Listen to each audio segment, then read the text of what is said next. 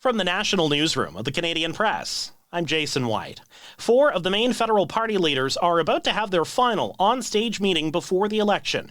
Tonight's English language leaders debate follows the 4 politicians trading barbs last night in French, covering topics like pipelines, the economy, and U.S. President Donald Trump's trade war. Liberal leader Mark Carney was the frequent target of attacks last night. Political strategists think we'll see that continue this evening. BC's premier is urging Canadians to keep up the pressure on the United States, with tariffs and annexation still a threat. Premier David Eby says his message remains avoid the United States, despite California's governor launching a campaign to draw in Canadian tourists. A major economic partner of ours in British Columbia, on side on the tariffs, fighting the Trump administration. But I know for myself and for British Columbians and for Canadians, I'm not ready to go to the States.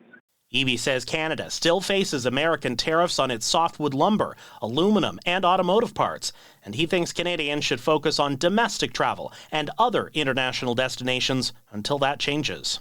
Ontario is tabling legislation it says will speed up the development of mines, designating some of them as special economic zones. One of the zones will be in the Ring of Fire, a massive area of northern Ontario said to be replete with critical minerals.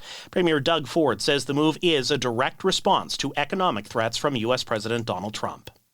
A mass shooting at a Florida university has killed 2 people and wounded at least 5 others. And police say the 20-year-old suspected gunman was the son of a sheriff's deputy. Unfortunately, her son had access to one of her weapons, and that was one of the weapons that was found at the scene. The shooting suspect is among those receiving medical attention. The Hudson's Bay Company wants to hold an auction for its most historically significant art and artifacts, including its royal charter.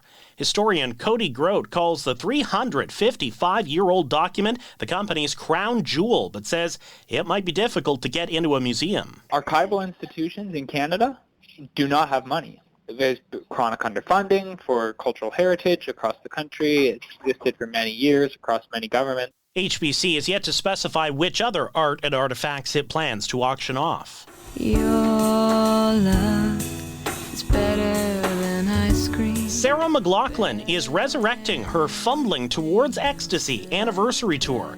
She was forced to scrap the tour's Canadian leg about 6 months ago because of acute laryngitis.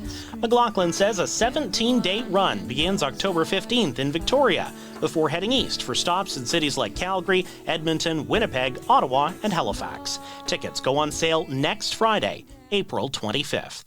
This is the Canadian Press. In sports, Canadian hockey fans will be able to vote in the federal election without sacrificing any postseason action. The NHL's released its first-round playoff schedule. It has no Canadian teams playing on April 28th.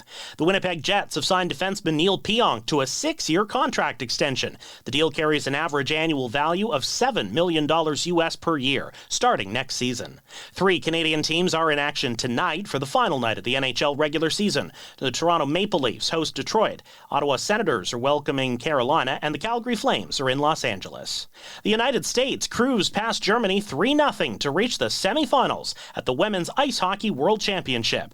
Finland topped Sweden 3-2, while Czechia bested Switzerland 7-0 to also advance. And Milwaukee Bucks guard Damian Lillard is off blood-thinning medication and has been cleared for full basketball activity, but he's been ruled out for Saturday's game when the Bucks open the playoffs at Indiana. From the Canadian Press, I'm Jason White. Thanks for listening. Don't forget to follow and subscribe. For more of today's top stories, visit thecanadianpressnews.ca.